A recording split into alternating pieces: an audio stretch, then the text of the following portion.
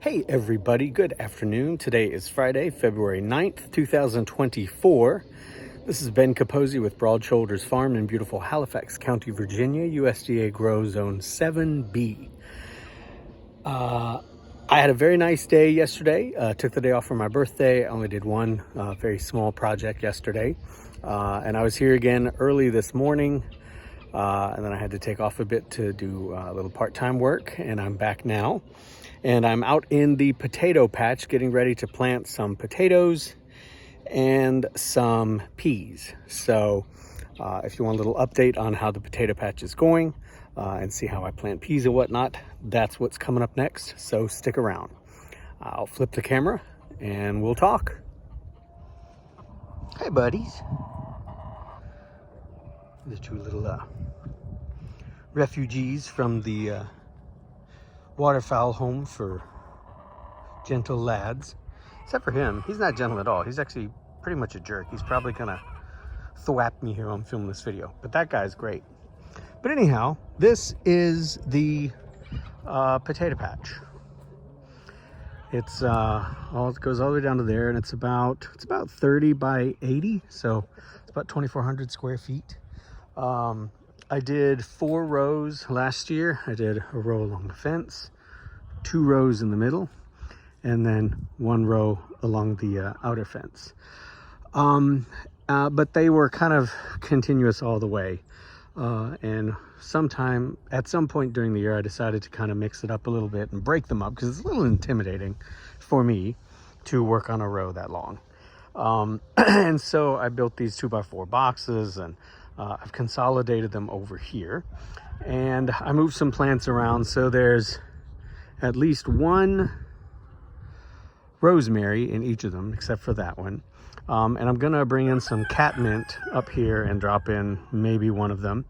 And I have 2 massive horseradish crowns back there that went in as like a root, like the size of my pinky here last year, and now they're massive. I'll do a video when I harvest them, but I need to take some of those chunks, because there's other places around the around the orchard that I want to put them, but I also want to propagate some of them in here with the potatoes, because apparently horseradish is an excellent thing to co-plant with potatoes.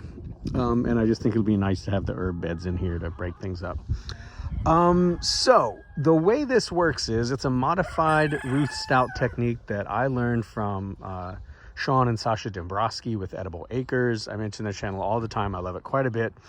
It doesn't involve the work of digging a row and then hilling potatoes and all that. You put your spud on the ground, and you cover it with a scoop or so of some good compost, and then you cover it with about 1 foot of hay, and then you forget about it until you're ready to harvest. And so the first year I did this, it unfortunately got out of control with some weeds. I didn't mulch it very well, and that was very disheartening.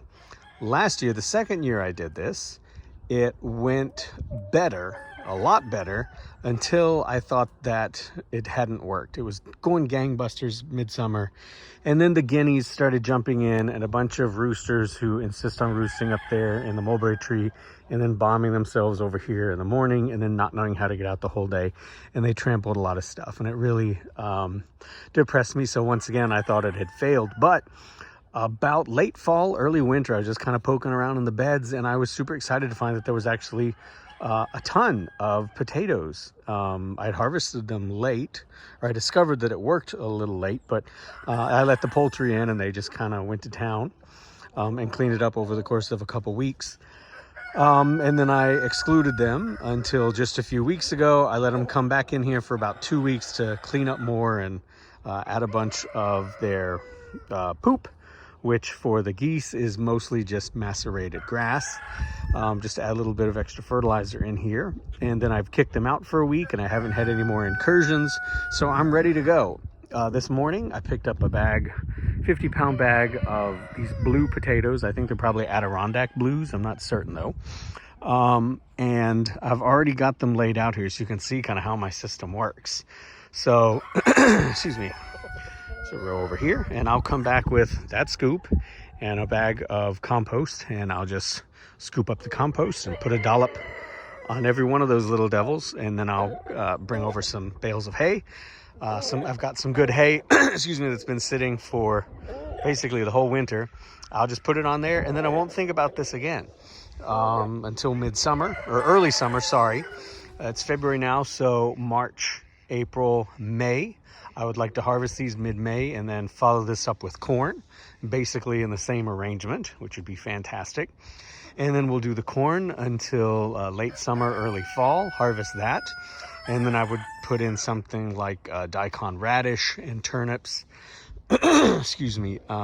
Maybe a winter melon if there's time. Spinach, probably not the winter melon, but the spinach and the radish and the turnips would all overwinter really well, and I could come in here the whole time and just harvest and get some for me and the family, and some for my market customers, and then some for the birds. So that's all excellent. I'm pretty excited about that. The only other thing I've got going is here I've dug a little trench all around the outside here, inside this fence. This fence will be the trellis, and I have these perimeter beds out here that are good for, I'll put some greens in here, maybe some kaleidoscopic kale. Some of them have trees that I'm going to espalier, so there's an apple tree waiting to be grafted over, and then I'll espalier it along there.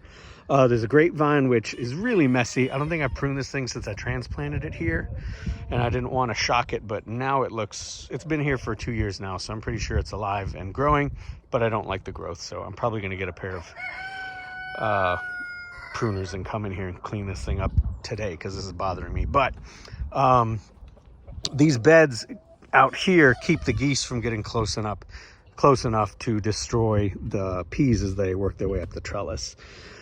So I'm excited to get all that done. Yeah, I really want to clean that grapevine up. And there's a spot here, and then there's another one down there where I've actually got them already. I should probably just drag them over and set up two cattle panel trellises to make arches. And then I can plant like some kind of perennial vine, maybe like a hardy kiwi, or I can just keep them clean until it warms up a bit, and then do like squash over top of them, like maybe zucchini rampicante or something that, could hang down quite a bit and do well. Against the fence, I'm probably going to do more espaliered fruit trees, and again, there's room there for another row of potatoes, surely. But I'm thinking like at the end of each of these entrance points, I could put a box there and put like a fruit tree.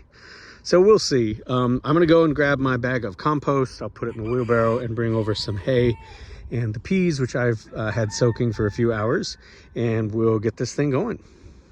All right, so the potatoes are all staged. I've already dug the trenches and actually planted the peas.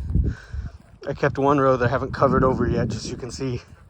I sow them incredibly thick, probably thicker than I should, but I do remember Jean-Martin Fortier did teach me to sow them by hand and sow them thickly, but this is probably a bit much even for him. But anyhow, so I'm going to cover this last row up. I decided to add a row of potatoes over there as well, and a row of peas. I've already covered them up. They can trellis up that fence. And I went through and I left kind of a slightly wider lane here in the middle, which I would like to drop in some leeks. And I think next week, my friends at Abbott should have leeks in their greenhouse, so I will grab those then. So that's where we are. Let me start dropping compost and hay on these devils. All right, y'all. So I'm definitely not going to get this finished before it's too dark. But I did want to record while I still have some light. The lights come on at the duck house already. But I'm just putting, I think, like one feed scoop, which, well, it's probably in the bag right now of compost, but one feed scoop usually covers 3 or 4 spuds. And I just cover them over like that. And then the next thing to do is to start putting hay on top of them. So, and that bag I'd already tapped into. I'd say it was maybe a quarter of the way done or so. Maybe less than that. But anyhow, I've used about 3/4 of that bag. It's like a $7 bag of Daddy Pete's composted cow manure.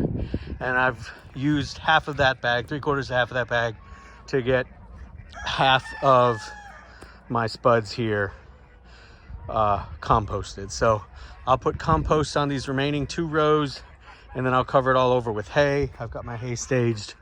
There's a bale over there. There's a bale right there. So I'll get these put to bed tonight, and maybe we'll check in on them again tomorrow. But that's basically the process for how the potato bed goes. I'll continue to clean up this area and build some more of these beds.